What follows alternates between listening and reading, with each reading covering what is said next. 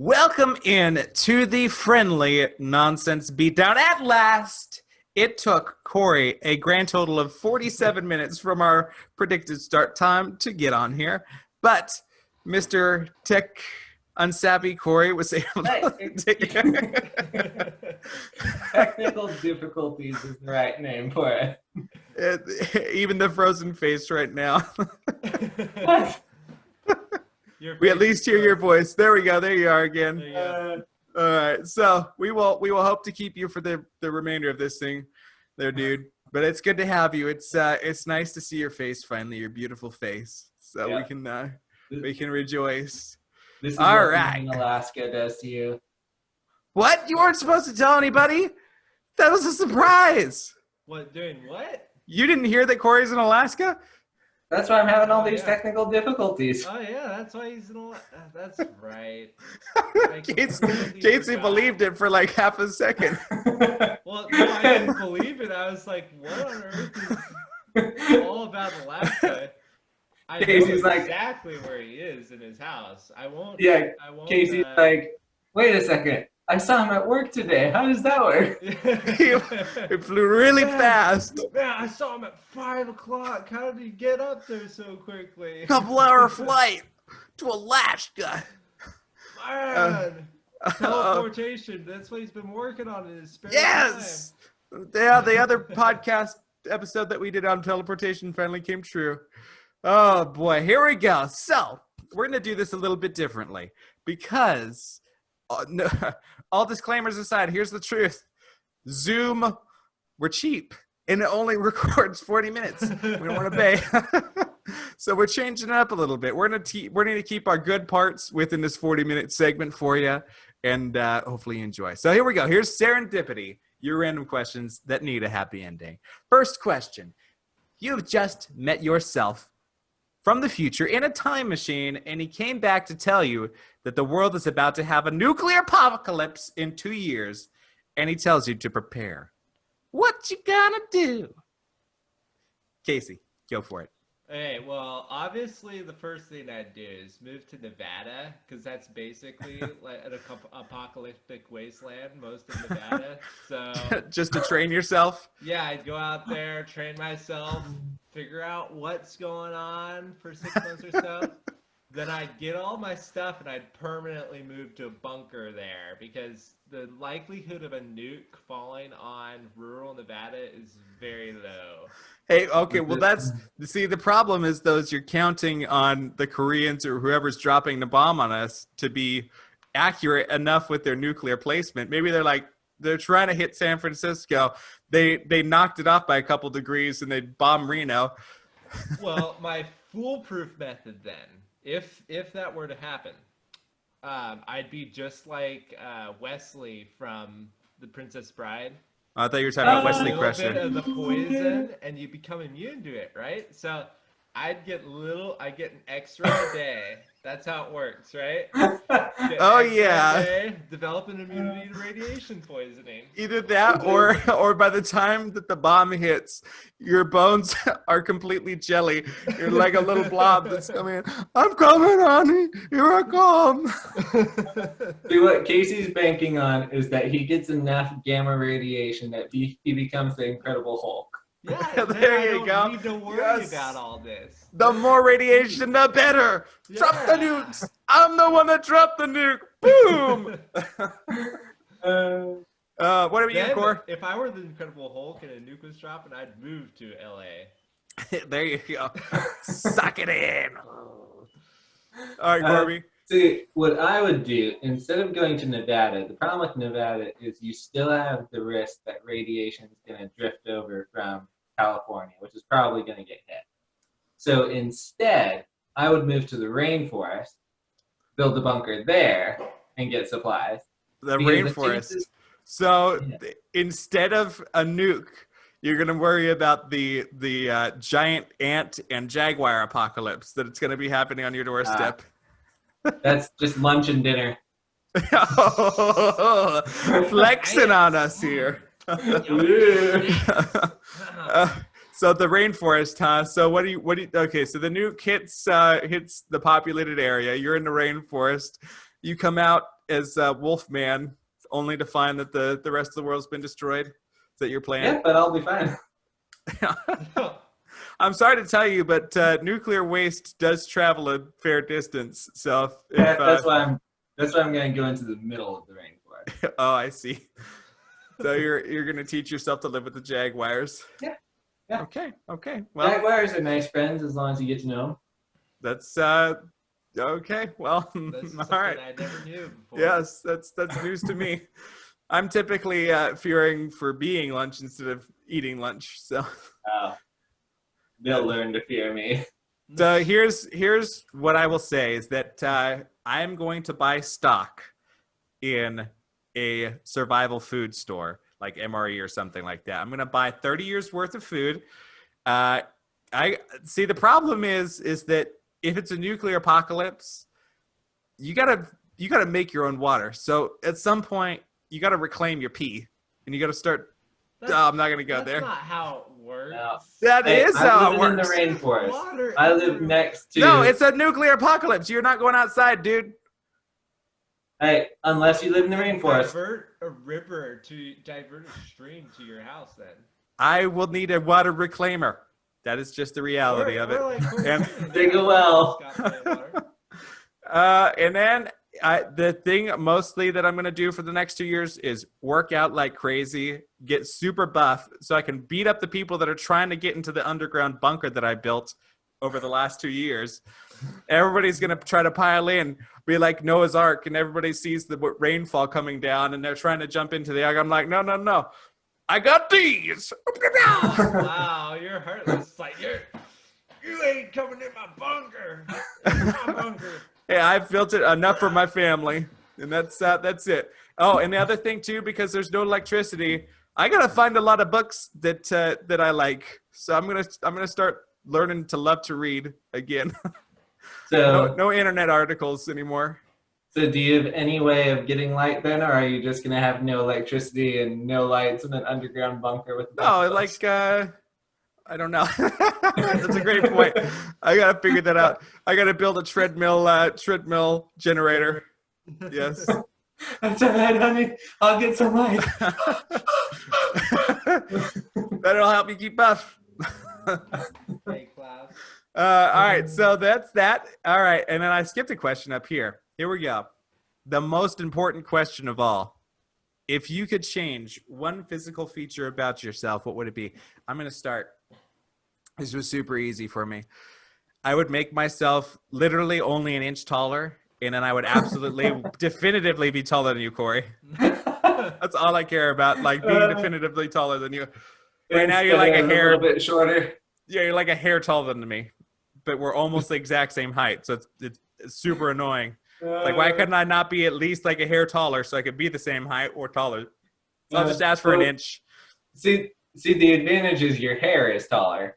Even though This you're is not true. a hair taller, your Yeah, hair is taller. My hair is taller, so therefore I am taller. I get my inch from my hair. All right, what about you, Corby? Well, I'm already perfect in every way, so. Oh yeah. Yep, in humbleness too. That's right up your alley, Corey. So I was thinking about this, and pretty much the only thing that I would change is getting slightly more toned muscles. That's about it. You don't want to be super skinny boy? Nah. I think Corey's just hiding the fact that he wishes he could grow a beard. Yes, I was gonna say maybe Corey wants to grow a Casey beard. Well, see, I used to think I'd want to grow a beard, but then the problem is beards are just so scratchy and I itchy. literally was having a conversation with Casey about that. See, My that's- beard curls, so like my 5 o'clock shadow that I got right now is as far as it gets, and then I gotta shave because my beard hair curls and it curls back in on itself, and then it's like shave it off. My beard actually doesn't get itchy when it gets to a certain length. It's like totally fine. So. You've got a perfect beard, Casey. Shut up. We all know. Yeah, you know. Well, what I would definitely not change about myself is my beard. I think if I had to change one physical feature about myself, it would be to give myself 5 foot long arms. Well, okay. All right. That's Hear me out. How many times do you go to your kitchen cupboard and you want something at the top? And you have to go get a chair, and you have to step up on the chair, and you have to grab the stuff from the cupboard. Or maybe you're in Corey, bed and you Corey. left something on the floor. Casey, plug your ears. This is a short person problem. Yeah, I'm real short. 5'10" is real short. You're several inches shorter than me and Corey, so Oh yeah, it's a short person inches, problem. Like 2 inches. See, maybe. the problem with having extra long arms is all of your long sleeve shirts would have to be custom made because your arms would just be sticking out. And you know the nickname you're gonna get too is you're gonna instantly be Chimpanzee Man. Like from then on out, you're gonna be Chimpanzee Man. Your arms are gonna be hanging behind you as you drag them along on the floor. That's fine. I mean, because can you imagine all the opportunities I'd be able to have going on talk shows? I'd get all like the top billing villain roles in horror movies. This is true. That's a good point.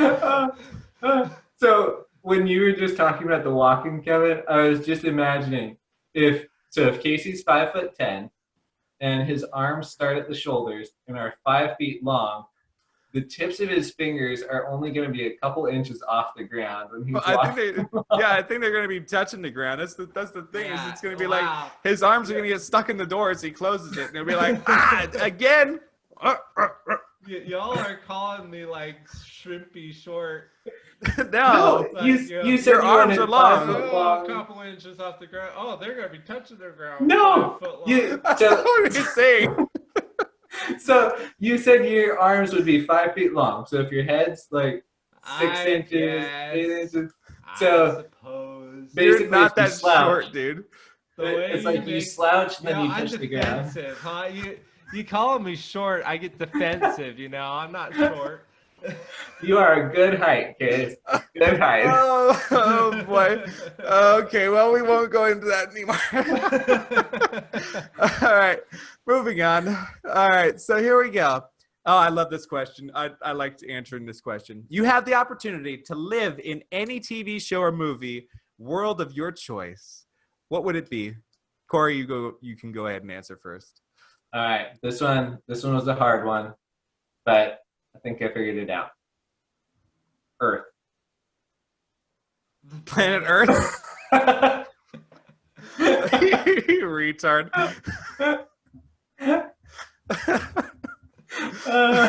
He found a way. I knew somebody was gonna skirt it. Corey, you're the only one. Oh boy. All right. So tell us about planet Earth. Okay, well, Earth obviously is the best because it's the most realistic and the only sustainable one of all these weird planets. Oh yes. But I do have a second choice because I knew you guys would give me a hard time. If I had to choose a different world, I would choose Narnia. That's a good one. Okay. That's They have, fun. like lots of wars and unrest going on in Narnia. I don't know. That is true though too. Yes, they do have a lot of wars going on. But I would be Narnia the is one cool. who brought peace. I like. Oh yeah, yes, definitely not from your humbleness for sure. Humble Corey coming again. Yes. Yes. Don't bow to me, please. Bow. I'm very humble here. All right, Case, go for it, dude. Okay, so my thought when I heard this question, I wanted to pick a world where it would be pretty safe and people would get along. And the first thing that came to my head was what I ultimately went with, and that's Bob the Builder. Bob the Builder. Oh boy, I was wondering about a kids TV show because kids TV shows are like perfect and happy and there's never any problems. Bob the Builder would be fun. That'd be a fun place. Yeah, well, some kids. So you have to be careful with kids TV shows because some are completely insufferable. Like Caillou. Oh, Caillou yes. is sorry, Caillou, but you're insufferable, and you're a whiny little bald kid, and As the spitballers say, what was the quote in that whole thing when they talked about it? It was like, he's bald because his His hair hair doesn't want to be around his him. hair doesn't want to even want to be with him. Yes. Can't even grow hair because the hair doesn't want to be there. But in Bob the Builder, like, if you want, like, a mansion, you just come get Bob over there. It's like, hey, Bob, get your friends. We're going to build it. Can we build this? Yes, we Yes, can. we can. That's the best, happiest place to be. You just have to listen to Bob the Builder. Can we build it? Yes. Yes, we can. That was a fun one. All right, for mine, it was perfect timing because I was reminded about how much I love this movie. I watched a short bit of it while I was working out today, and it's Knight's Tale. Do you guys remember Knight's Tale? Yes, I do. Yeah.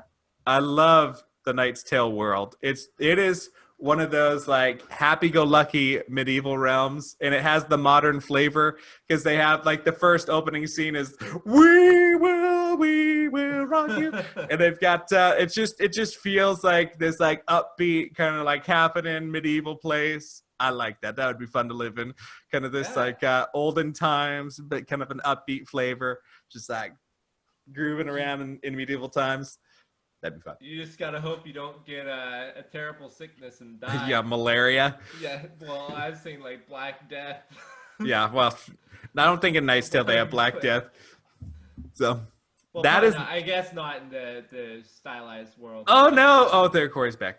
I was a little worried there for a second that Corey was gonna leave us. That was the Yes. Black Death. Yeah. Corey had the Black Death. Yes. Yeah. So anyway, yes, you're right, Casey. Yeah, I guess Knight's Tale though is kind of stylized world, so Yes. I suppose it's probably different. Let me make sure we're still good. Yep, we're good. All right, so here we go. A little leprechaun allows you to learn one skill that is completely benign, which I spelled completely correctly. Oh, yeah. and will have no monetary effect to you. What skill are you learning, Mr. Casey Walker? All right. I want to be. Is it Pocahontas? Pocahontas. I want to talk to animals. Understand what they say. Okay. That would be useful because you could go out in nature and explore without any concerns of a bear eating you because you could just reason with the bear and talk it down from consuming you. Like, Mr. Bear, what's troubling you today? And then he could tell you what's going on in his life. That would be interesting. I don't see. The problem is that the bear would probably just tell you he wants to eat you. He's hungry. It's like, I'm hungry. You look tasty. Come here, I eat you. Then, if he does that, I'll challenge him in a battle of wits. If the bear comes to eat me, I'll challenge him in a battle of wits. And if he can best me in a battle of wits, then he can eat me. Otherwise, Riddle. What's red and looks tasty?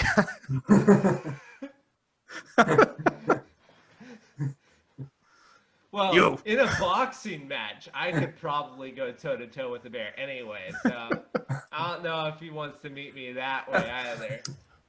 Well, okay. So you want to talk to animals? That can have some cool things. There was a squirrel I would have loved to talk to in our backyard. So the squirrel came into our backyard. We had an experiment that Ethan did the other day where he was melting chocolate with a magnifying glass, and the chocolate was left outside in a little ramekin. That squirrel came over, lapped up the chocolate, thought it was amazingly tasty, and like tried to pick up the entire ramekin and like ran away with it across the yard. Tried to climb up the fence with the ramekin. That thing is heavy for a little tiny squirrel, and he was carrying it. What even is a ramekin? I can't even think of what that is. It's just like a little bowl, thing. Yeah. sausage. Oh, not sausage, but little bowl. Think of what what's the thing with the fire torch that you Like put sugar on creme top? brulee. Yes, what you put those in. Oh, okay. I got it now. Yes, that's a ramekin. So- Brulee saved me. I knew it would. All right, Corby. So did the ramekin get stolen by the squirrel? No, he couldn't make it up the fence. It Okay. landed at the bottom of the fence. So story had a happy ending. Yes, we got our ramekin back. But I would have loved to talk to him and been like, "Hey, squirrel, like, you think you can lift that? That's twice as much as you weigh." Be like, I'm chocolate. He's probably back at home using his acorn dumbbells, getting swole. I will get that ramekin. The chocolate will be mine. So All right, Corby. by benign skill, are we talking about like I just mean just like nothing? I mean Nothing. like kind of like not anything like you can't fly. It's not like anything Oh. super exciting. It's just benign, kind of like normal, boring. Like talking to animals? Well, talking to animals is kind of, but it's not quite I benign. didn't- But it's if that was what you meant by benign, I didn't understand your question. Well, that's okay. We'll give you a pass case. It was a good thought. Hey, that's the benefit of going first and not asking what the question's about. yeah. See, I would ask the leprechaun to make me a martial arts expert. A martial arts expert. Okay. Yep. What? That way, I would just be able to do flips and things, and then if I ever needed to use those skills, You got him down. That leprechaun taught you well. I learned this from me little friend. Yeah, the Irish martial arts. Yeah, I was gonna say, what kind of martial arts does? What's the name of the martial art that the leprechaun will give you? It's I wanna called hear that the- story. It's called they Oh, call laddie it chop. Conor What do you- McGregor martial arts. What'd you say, Corey? I said it's called the laddie chop. The The laddie laddie chop. Chop laddie. Oh boy. So here's my benign one. Sorry, So- Irish people.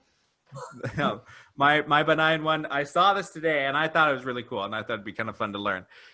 Is how to ride a hydrofoil.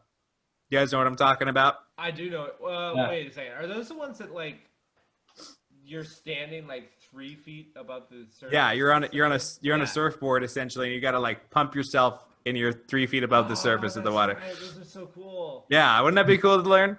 I would love to learn how to ride a hydrofoil. Just have an instant skill. I saw that today. I'm like, that is really cool. That'd be really cool to learn. Be like 3 feet above the water on a surfboard, just going on your own volition. You go show off to all the people at the beach. Oh, that'd be cool. Can you ride at the ocean, or is that too choppy for a hydrofoil? Does it have to be? I think you can. Yeah, I don't think there's a problem as long as the waves aren't like Hawaii-sized pipeline waves. Yeah. If it's a fairly calm day, I'm sure you could. But anyway, that's my skill. All right, my favorite question I saved for last. Would you rather live in a large luxury submarine, always submerged, or in Air Force One, always flying? I'll go ahead and answer. So here's the thing that I thought about. So Air Force One, very cool. Like I think about the movie Air Force One, ironically, when I think of the plane Air Force One. And huge plane, lots of rooms in general, plenty of place to sleep. You would watch TV, do whatever. Problem is it's still a plane and it still has a limit for how big it can be because it's in the air. So beyond that too, the thing I think would be cool with the luxury submarine, not only is its size, because yes, it has some limitations because of the pressure on it, but it's going to be bigger than Air Force One. The thing that I think is cool is you get to explore 70% of the world that you haven't seen.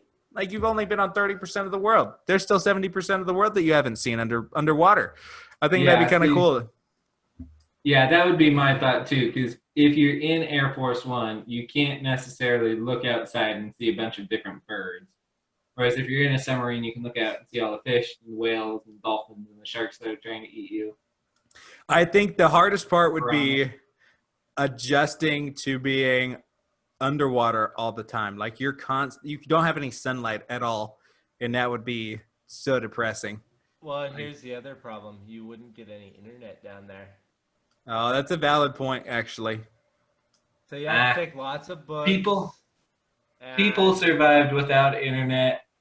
Yeah, but We can survive. Leave it to the person that doesn't have internet at So all. you're trying to Excuse me. contact- And how much do you use internet in your daily life, Corey? Quite a bit. Yeah. I will grant you that. Yeah. Do I need So- to? Yes. But what if you wanted to talk to family members when you're down in the submarine? Yeah, this is forever. Send them a telegraph or a sonar. You send them sonar beeps and boops. Yeah. It's a Sonar telegraph. It's called the sonograph. That was Air Force One crashing into the submarine to put us all out of our misery. My answer to this is definitely Air Force One because I've been in smaller submarines. I mean, if you're talking about a luxury submarine, that's big. I've been in a smaller submarine too. It's called the one at Disneyland, the Finding Nemo ride. Well, exactly. So have I. That one feels so. They all feel so claustrophobic. You're like closed in, and you know that you can't like.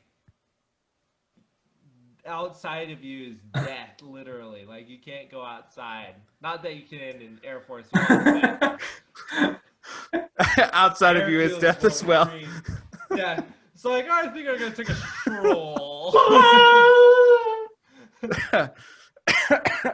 Well, no. I guess- here's what you do. It's like you get your you get it all set up on the wing, where you have like a stroll. You have like a rope on the wing, and you go out for a stroll, holding onto the rope.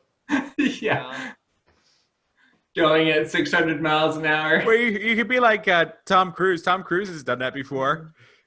He's done that in real life for the Fallout or Mission Impossible movie, That's insane. where he hung on to the side of the plane. Can you imagine how bad it would hurt to get hit by a bug? Oh, Like let's say you got hit by a fly even at 600 miles an hour. that would be painful. Uh, So that's that. What about you, Case? I said Air Force One. Oh, Air Force One. Okay, so me and Corey are in the submarine, but your I'll point be of the flying internet, above you. your point of the I'll internet be is a good one. I'll be enjoying the communication, the open communication lines with everybody. All right, you might have convinced me from that fact alone. I forgot about no internet. That would suck. I've come accustomed to the luxuries of the 21st century, and no internet would be very difficult to live with that. I would First world just, problems. I'll be alone on the submarine, and I will become a great philosopher as I ponder the deep things of life in my deep world. And then I will put together volumes and volumes of writings that you all will discover upon my death. Well, there you go. At the depth of the ocean. All right, so we gotta book it through this last part. I just got the All right. 10-minute warning here. 10 All right, here we go. Speed Lions, run. Tigers, and Snares in 10 minutes. I'm gonna start. Here we All right, go. let's hear it. 2 truths and a lie. Okay, find the lie. Here we go. The Netherlands is so safe it imports criminals to fill the jails. Okay. The longest car ever made is actually longer than the faces of Mount Rushmore. Okay. And then finally, Subway footlongs aren't actually a foot long. What is the lie? The lie is the cars. I don't think there is long. I don't think there was a car as long as Mount Rushmore. It's on. Okay. I'm gonna say the sandwich one. That sounds like one that you would have come up with. Casey, it's correct. They are not as long. Ah. Mount Rushmore faces are 60 feet from tip to toe, or from tip to chin, and then the car was 30 feet long. Subway sandwiches are not actually a foot long. People have made complaints, and then as far as Norway goes, I love this. So they've had such a steady drop. It's the safest place in the world, apparently, that they've had other problems as far as work goes. So in order to create work, they import criminals to create jobs. I assume they take care of criminals from other countries. Yep. Is that what it is? Yep. That's hilarious. Just to create jobs in the Netherlands. Isn't that weird? Yeah. So there you go. Interesting. Go live New in the bits of Netherlands then. information every day. Not Netherlands. Not a sponsor. Yeah, Netherlands not a sponsor unless you want to be. It's only 10 grand a month. Yeah, there you go. Very cheap. All right, Case, We go will- for it, dude. All right, I have one truth, two lies. Okay. Okay. This is all about alien abductions. Oh no. Okay. I'm gonna go based on my knowledge of the alien movies. All right. World-class chess player and president of the World Chess Federation, Kirsan Ilyumzhinov, claims that in the late 90s, aliens wearing yellow spacesuits abducted him from his Moscow apartment and took him to other planets. While he was on these other planets, he was told that chess was introduced to humans by aliens. That what was introduced? Chess. Chess. Oh. Okay. This is the president of the World Chess Federation. Yeah. Okay, keep Okay. keep rolling. Former New Zealand Minister for Foreign Affairs John Holyoake claims that he was once abducted by tall humanoid aliens who had come to Earth with one goal: to learn more about the Maori people native to New Zealand. He later admitted that his story was a hoax that he disseminated purely to raise international interest in Maori culture. All right? Okay. And finally, Uruguay soccer star Matias de Arrascaeta claims he and a couple buddies had a tussle with some extraterrestrials disguised as humans after they got into an argument at a bar. De Arrascaeta said that even though they had such thick and leathery skin that his pocket knife couldn't pierce it, that they were extremely poor fighters and didn't put up much resistance. Oh boy, those were all very funny. I'm gonna have to say that. I'm gonna have to say the second one. I don't think you would New come up with Zealand? that one. Yep, I think that's true. Yeah, I'm gonna say the second one too. Boom! I got you both. It's the chess. Oh It's really? the chess. The chess Well done. president claims Well that done. chess came to Earth through extraterrestrial means. Oh boy, that guy was a little cuckoo into cray cray. Apparently, he was also at one point the governor of one of what would be called like what would be similar to a state in the U.S. He was the governor of one of the regions of Russia at one point in time, and it was actually The alien abducting guy. And it was actually when he was the governor that he was on a talk show and he told about this story. Wow. And then I'm sure that everybody was really happy they elected him. And then after that, he became the president. Of the World Chess Federation. Yeah. Wow. Like, you just nailed it on the head. That is exactly what we've all been thinking, dude. Finally, somebody that's willing to talk about it. All right, Corby, go for it, dude. 4 Alrighty. minutes and 30 seconds. So mine has to do with agriculture. So I'm going to follow Kevin's one and do 2 true facts, 1 false. So, true fact number 1. Recently, archaeologists at a dig site in Israel uncovered some date palm seeds estimated to be about 2,000 years old. The seeds were handed over to a group of scientists who soaked the seeds in water, planted them, and waited for them to sprout. Remarkably, they did, and the scientists are now harvesting their first crop. True fact number 2. Rice is one of the top produced crops in the world. However, it is one of the more challenging crops to harvest. Rice is typically grown in large, flooded fields and was harvested by hand until the 1950s, when a man started planting rice in small, gridded fields. He then invented a machine that could span the width of one of these small fields and harvest the grain without crushing the plants or getting its wheels caught in the soft, wet ground around the plants. True fact number 3. New Zealanders are often called Kiwis, which comes from the kiwi bird, which is native to the country. However, New Zealand also produces approximately 1/3 of the world's kiwi fruit. This fruit was first grown in New Zealand in 1910 by a woman who brought some fruit that she saw in China and brought the seeds to New Zealand in order to grow some of the fruit for herself. Man, these are all so elaborate. Yes. Oh, yeah. I have Am I to going- say, go ahead. Sorry, are we going for the false or the true on this one? The false. So there are 2 true, 1 false. Okay. I would have to say the first one is false because I don't think you can plant petrified seeds. There's no way that you're going to get fruit from ancient seeds. That's got to be false. I'm gonna say the kiwi one is false. Both of you are wrong. Oh, What? man. Oh, The boy. rice. I- So there are actually seeds that were recently found in Israel that were 2,000 years old. That's crazy. Well Yeah. What done, type sir. of seeds were they again? They were date palm seeds. So Oh, scientists estimate that they went extinct around 500 AD. But they Wow. just found some seeds. I'm impressed. Have been cultivating them for a few years now. That's so cool. I hope they can plant more. Yeah. That's cool. Apparently they taste good. Hey, That's thank you, that's good. impressive. That's crazy. Well, there you have it. Perfect timing, guys. That is the Friendly Nonsense Beatdown. Hopefully you enjoyed it. That's going to be kind of the format moving forward. We enjoy it, obviously, and it'll be great for posterity if nobody else enjoys it. Oh yeah. So for that, have a great week, and we will see you next time. Take care.